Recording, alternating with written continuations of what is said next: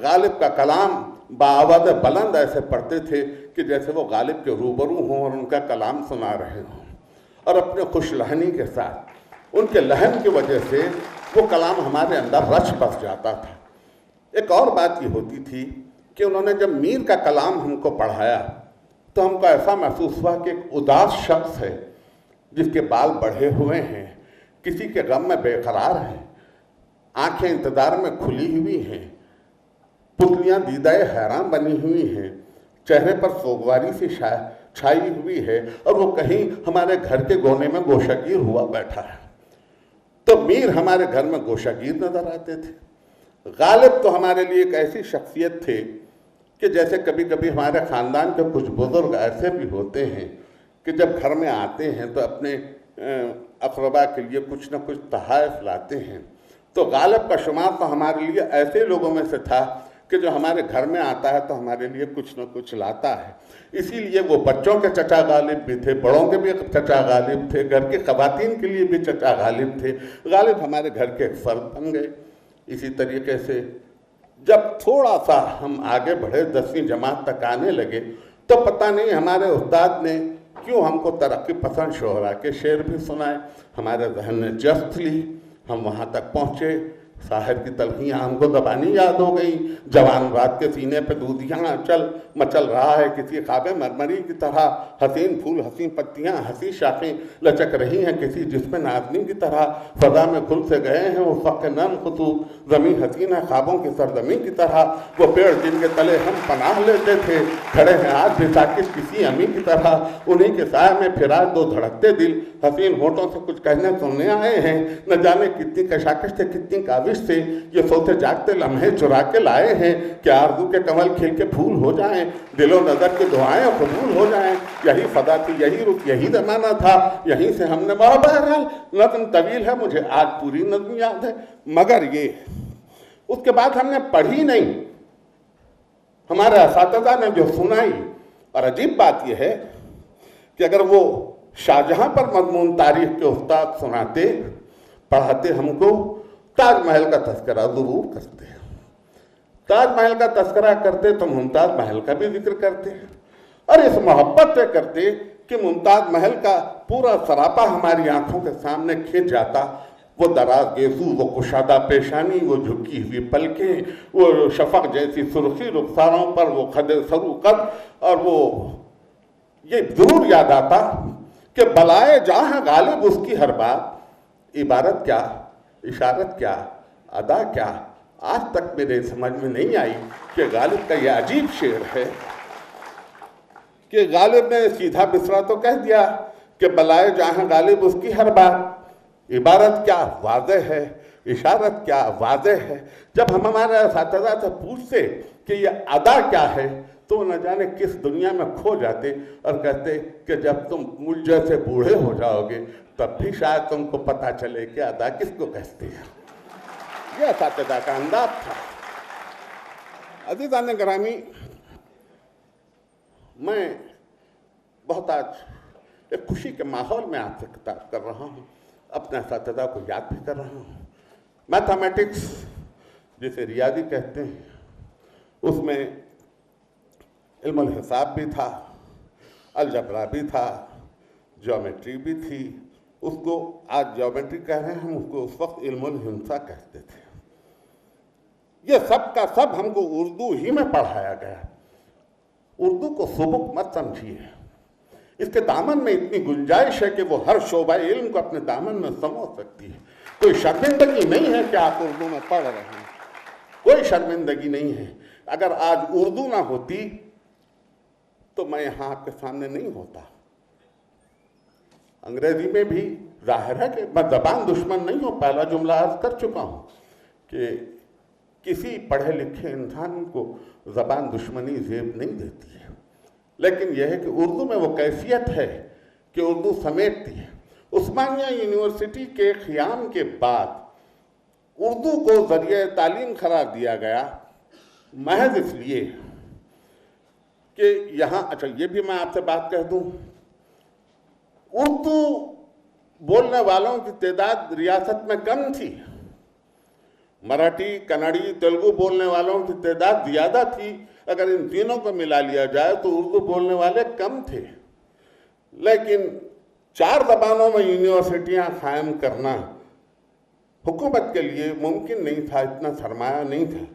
तो ये तय पाया कि उर्दू चूँकि सारे मुल्क में बोली जाती है और काबिल कबूल ज़बान है, इस ज़बान के दामन में इतनी वुसअत है कि तमाम उलूम को समेट सके और इसको तलबा तक पहुंचा सके, फिर ये मादरी ज़बान में तालीम का एक ज़रिया भी हो जाए, तो इसलिए उर्दू का इंतखाब किया गया।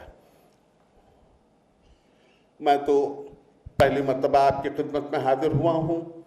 शायद कभी मुझे ये मौका मिल जाए कि मैं किसी क्लास में बैठ के तालिब इल्म की हैसियत से यहाँ के प्रोफेसर्स के लेक्चर्स को सुन सकूँ। मेरे इल्म में इजाफे का बात होगा, मुझे दानो अदब तय करने का मौका मिलेगा। लेकिन मैं ये कहूँ कि उस वक्त रियादी और ज्योमेट्री ये सब का सब हम उर्दू में पढ़ते थे। फिजिक्स जिसे आप कहते हैं, तबियत, हमने उसूल आर्किमिडीज पढ़ा, कुलियात न्यूटन पढ़े, और इस मज़े से पढ़े कि हमारे उस्ताद ये कहते थे कि ये कमबख्त न्यूटन बाग में बैठा था, सेब टूट के गिरा, सैकड़ों लोगों ने सेब खाया होगा, तुमने भी हमने भी, मगर इसको ये सूझी कि ये सेब नीचे क्यों गिरा, ये ऊपर क्यों नहीं चला गया, इसी फिक्र में गर्क हो गया। अब कशिश शकल यूँ होती है कि वो ज़मीन पर खींचती है। क्या तर्ज़ तकल्लुम था, क्या अंदाज़ बयान था, क्या समझाने का तरीक़ा था, और किस तरह से वो समझाते थे कि वो चीज़ें जो हमारे जहन में बैठ गईं। जब मैं इंडियन एयरफोर्स में 40,000 फीट की बुलंदी पर हवाई जहाज़ उड़ाता था, मुझे न्यूटन भी याद आता था और वो उस्ताद भी जिसने मुझे समझाया। इस तरह तबियात में जनाब उसूल आर्किमिडीज प्रिंसिपल्स, कसाफत इजाफी रिलेटिव डेंसिटी, उधर रियादी में आइए तो मुसल्लस मसावी साखा, मुसल्लस मसावी अज़ला, मुसल्लस मसावी ज़ाविया, उमूद, इर्तिफा, वतर, ये सारी की सारी चीज़ें उर्दू में पढ़ी गई। लेकिन जब हम अंग्रेज़ी मीडियम में आए तो हमको ज़रा बराबर तकलीफ़ नहीं हुई कि वो साथ ही साथ अंग्रेज़ी में बता देते थे कि अगले साल तुम जब जाओगे तो तुमको इसका मुतबादिल ये मिलेगा, इसके बजाय ये आपको डेफिनेशन पढ़ने को मिलेगी। तो इस तरीके से अंग्रेज़ी को रासिख किया। मैं एक जुमला कहना चाहता हूँ यहाँ, इत्तेफाक से मैं वाइस चांसलर साहब और प्रो वाइस चांसलर साहब, मोहतरमा dean, head of the department जनाब रजिस्ट्रार साहब सिकंदर साहब और हेड ऑफ द डिपार्टमेंट कई एक हैं जो मुझे सुन रहे हैं। अज़ीज़ान ग्रामी, उर्दू में तालीम, मादरी ज़बान में तालीम होने की वजह से बच्चे में बड़ी जल्दी रसूख करती है, ये सही है, ये सही है। लेकिन एक हद तक आने के बाद अगर आज ग्लोबल विलेज में बच्चे को मुसाबकत करना है तो उसको एक ऐसी ज़बान ही में मुसाबकत करना है कि जो ज़बान बैनुल अक़वामी तौर पर बोली जाती है, और वो अंग्रेज़ी है। मैंने पहला जुमला इसीलिए अर्ज़ किया कि एक तालीमी याफ्ता शख्स को ज़बान दुश्मन नहीं होना चाहिए, ज़बान दोस्त होना चाहिए, इसीलिए मैंने अंग्रेज़ी बहुत लाजमी है। लेकिन सब कुछ अंग्रेज़ी में हो तो इतना ही जहन में आएगा कि जैसे किसी बाकी फिरंगन की नीली आंखें देख के आदमी थोड़ी देर के लिए रीछ तो जाए, लेकिन पगडंडियों पर चलती हुई वो पोशीदा का जवाब नहीं जो उर्दू कहलाती है। वो अपनी जगह है, वो उसका हुस्न अपनी जगह है उर्दू का। तो ये चूँकि हमारी अपनी ज़मीन का मामला है, हमारी मादर वतन का मामला है, उर्दू की शीरीनी, मैं कोई कसीदा खानी भी नहीं कर रहा हूँ उर्दू की, लेकिन यह है कि इसमें ये असर है, ये कैफियत है उर्दू में। अब यहाँ से मैं थोड़ी देर के लिए आपको उस्मानिया यूनिवर्सिटी की तरफ ले चलूँ। 1915 बाग़-ए-आम, मीर महबूब अली ख़ां, उमरा, नहीं मादरत चाहता हूँ 1885, मीर महबूब अली ख़ां, उमरा, उस वक्त तजवीज़ मिस्टर ब्लंट ने तजवीज़ दी थी कि एक हैदराबाद यूनिवर्सिटी क़ायम की जाए। اسی پر غور کرنے کے لیے بادشاہ وقت بھی تھے، امراء بھی تھے، رؤساء بھی تھے، تجویز تو پیش ہوئی لیکن عمل آوری نہیں ہو سکی۔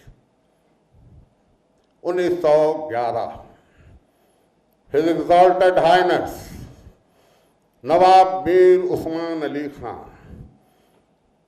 سری رارائے سلطنت حیدرآباد ہوئے، سال گزر گیا۔ اسی سال سر اکبر حیدری معتمد تعلیم قرار پائے۔ یہ منظر تاریخ کے میں کوشش کر رہا ہوں کہ آپ کے سامنے یوں آ جائیں جیسے یہ صامت نہ ہو بلکہ متحرک ہوں، ایک تصویر نہ ہو، ایک منظر نہ ہو، ایک مرقع ہو۔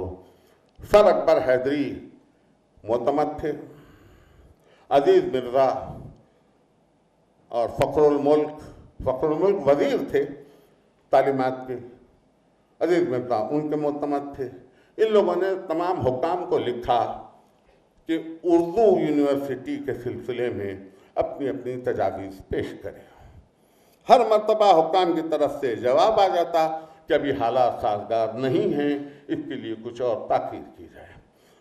1917 22 اپریل 4 رجب اکبر حیدری نے ایک اپیل کی نظام سے کہ ایک یونیورسٹی کا قیام حیدرآباد میں ہونا چاہیے جو مادری زبان میں بچوں کو تعلیم دے سکے۔ 22 اپریل کو وہ اپیل پہنچی۔ 26 اپریل 1917 کو نظام نے اس پر دستخط کر دیے اور اجازت دے دی کہ یونیورسٹی قائم ہو جائے۔ یونیورسٹی قائم ہوئی، اردو ذریعہ تعلیم۔ پھر یہ معروضہ پیش ہوا کہ جب تک کہ نصابی تعلیم کی کتابیں نہ ہوں اس وقت تک کہ تعلیم اردو میں کیسے دی جا سکتی ہے، اس لیے ہونا یہ چاہیے کہ ان کتابوں کا اردو میں ترجمہ ہو جائے۔ 22 اگست 1919 دارالترجمہ کا قیام، ٹرانسلیشن ڈپارٹمنٹ۔ مولوی عبدالحق، مولوی عبداللہ امادی، مولوی عبدالماجد دریابادی، جناب علی حیدر نظم طباطبائی، مرزا محمد ہادی رسوا اور جھومتے جھامتے حضرت شبیر حسن خان جوش ملی آبادی۔ کیسے کیسے نام ہیں، کیسی کیسی شخصیتیں ہیں، یہ اردو کے دارالترجمہ میں جمع ہوئے اور ترجمے کا کام شروع ہوا۔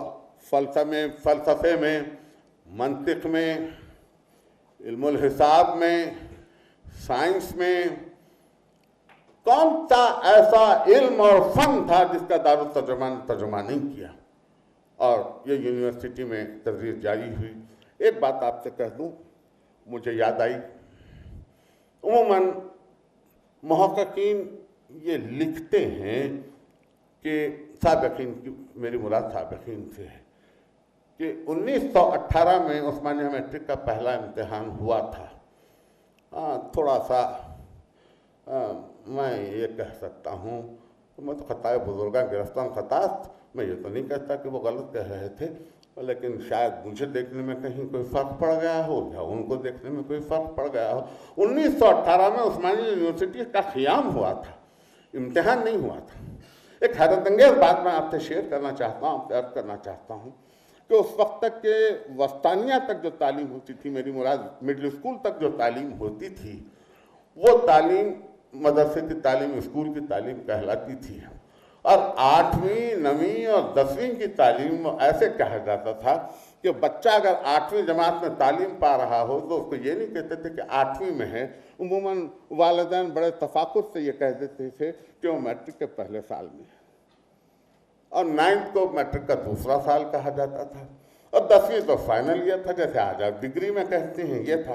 اور حیرت انگیز بات یہ ہے کہ امتحان بھی اسی طرح سے لیے جاتے تھے، جو 3 سال پڑھایا گیا نصاب ہے اس نصاب سے امتحان لیے جاتے تھے، اور بہرحال کامیابی ہوتی تھی۔ وہ امتحان 1921 میں پہلے عثمانیہ یونیورسٹی ہوا، 1921 میں میٹرک کا امتحان پہلے ہوا، 1919 میں انٹرمیڈیٹ کالج قائم ہوا، 1923 میں انجینئرنگ کالج قائم ہوا، 1926 میں میڈیکل کالج قائم ہوا۔ اب میں آپ سے یہ عرض کروں، آپ میں سے میں نہیں جانتا کہ کتنے احباب نے ڈاکٹر عبد المنان صاحب کو دیکھا ہے۔ میں تو کہوں ڈاکٹر آرا سکھانا، ڈاکٹر عبد المنان، ڈاکٹر باری، ڈاکٹر مصطفیٰ علی زیدی، ڈاکٹر کلوسکر، یہ سب کے سب عثمانیہ یونیورسٹی ہی کے تو پڑھے لکھے ہیں۔ ان سب نے اردو میں طب کی تعلیم حاصل کی ہے، لیکن ڈاکٹر احسن منان MBBS عثمانیہ، MRCS Glasgow, MRCP Edinburgh, FRCS London, یہ سب کے سب باہر تعلیم کر کے آئے۔ خدا جھوٹ نہ بلوائے، نس پہ ہاتھ رکھی تو نسخہ لکھ دیا، کوئی 1-2 لاکھ روپے کا لیبارٹری ٹیسٹ تھوڑے ہی کرواتے تھے۔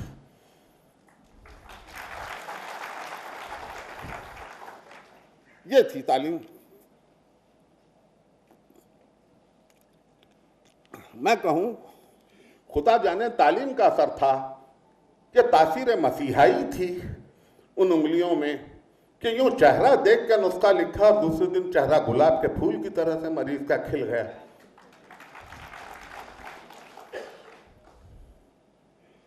طلبہ سے بات کر رہا ہوں، ایک جملہ میں طلبہ کے لیے کہوں۔ علم اس کو کہتے ہیں جو غیب کو شہود میں بدل دیتا ہے۔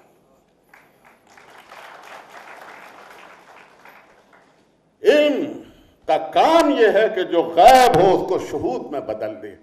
ممکن ہے کہ میں اپنے طالب علموں تک کہ یہ بات نہ پہنچا پایا ہوں، لیکن میں یہ عرض کرنا چاہتا ہوں کہ اگر کوئی مریض کسی ڈاکٹر کے پاس جائے اور اسے اندازہ نہ ہو کہ اس کا بخار کس قسم کا ہے یا اس کے سینے کی جکڑن کس وجہ سے ہے، تو اس کے لیے ابھی بدن غیب ہے، لیکن جب ایکس رے اور پیتھولوجیکل ٹیسٹ کروا لیتا ہے تو یہی علم غیب کو شہود میں بدل دیتا ہے۔ علم کا کام ہے غیب کو شہود میں بدلنا۔ آج ذرے ذرے کا علم، کائنات کھلی ہوئی ہے اور آپ کو دعوت دے رہی ہے، آؤ ہم کو ٹٹولو، ہم کو پڑھو، ہمارے اندر دیکھو، یہ سب ہم سب تمہارے لیے غیب ہیں، اس کو شہود میں بدل دو۔ یہ ترقی کا دور ہے، آپ 21ویں صدی میں جی رہے ہیں۔ آج نصاب بدل گیا۔ عثمانیہ یونیورسٹی میں نصاب طرز تعلیم ترقی کی طرف لے جانے والا تھا۔ آج میں اتفاق سے 1950 میں عثمانیہ یونیورسٹی کا ذریعہ تعلیم اردو ختم ہو گیا۔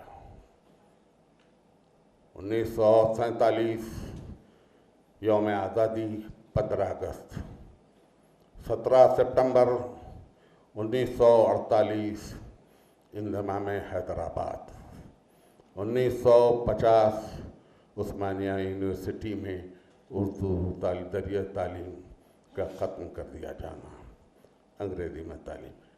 ٹھیک اس کے 50 برس بعد سن 2000 میں پھر اردو تعلیم کا اعادہ مولانا آزاد نیشنل اردو یونیورسٹی۔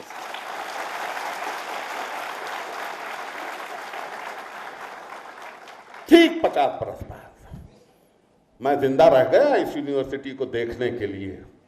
75 برس سے میری زندگی ہے، 75 برس میری زندگی ہے۔ میں نے اپنی چشم گنہگار سے عثمانیہ یونیورسٹی کے ذریعے تعلیم کو بدلتے ہوئے بھی دیکھا، اردو کتابوں کو ڈھیر میں پڑھے ہوئے بھی دیکھا، اردو کتابوں پر سے لوگوں کو چلتے ہوئے بھی دیکھا۔ میرا دل روتا تھا، میری آنکھیں اشکبار تھیں۔ میں سوچتا تھا کہ کیسی جامعہ اور کہاں آ گئی، اور یہ بھی سوچتا تھا کہ اس وقت تو مولانا ابوالکلام آزاد وزیر تعلیم تھے، وہ تو بچا سکتے تھے۔ پنڈت نہرو جیسا وسیع النظر شخص وزیر اعظم تھا، وہ تو بچا سکتا تھا۔ مادری زبان میں تعلیم کے طریقے کو تو بچا سکتا تھا، چاہے ہندی میں کر لیتے، تیلگو میں کر لیتے، لیکن مادری زبان میں تعلیم کو تو جاری رکھتے۔ لیکن 50 برس بعد مجھے اب کسی سے کوئی شکوہ نہیں ہے، اس لیے کہ عثمانیہ یونیورسٹی کا نیم البدل ہی نہیں بلکہ عصری تعلیم سے آراستہ آج مولانا آزاد نیشنل یونیورسٹی اردو میں ذریعہ تعلیم چلتی ہے۔ اس زمانے میں ذریعہ تعلیم کے وسائل بھی الگ تھے۔ کسی نے مجھ سے کہا کہ یہ جو آپ رسمی تعلیم کہہ رہے ہیں اسے کسی وقت سوری تعلیم بھی کہا جاتا تھا، یہ سوری تعلیم بھی کہا جاتا تھا، لیکن اب آپ اس کو رسمی تعلیم کہہ رہے ہیں۔ ٹھیک ہے، اس وقت یہ سوری تعلیم تھی، لیکن آج تو یہ سوری بھی نہیں رہی ہے، آج تو بصری بھی ہو گئی ہے۔ آج آپ کے بلیک بورڈ جو اس زمانے میں ہوتے تھے آج اسمارٹ بورڈ ہو گئے ہیں۔ آپ کی انگلی کے اشارے سے بورڈ پر ہر تصویر ابھرتی ہے۔ آج پاور پوائنٹ سے آپ تعلیم دے رہے ہیں، انٹرنیٹ پہ ہر قسم کی تعلیم کے ذریعے موجود ہیں، اسکالرز کے لیکچرز موجود ہیں، ویژولز موجود ہیں۔ آج اگر طلباء نے دلچسپی اور دلجوئی کے ساتھ تعلیم حاصل نہیں کی اس روشن صدی میں، تو مجھے معاف فرمائیں، انہوں نے اپنی موت کے پروانے پہ خود دستخط کر دیا۔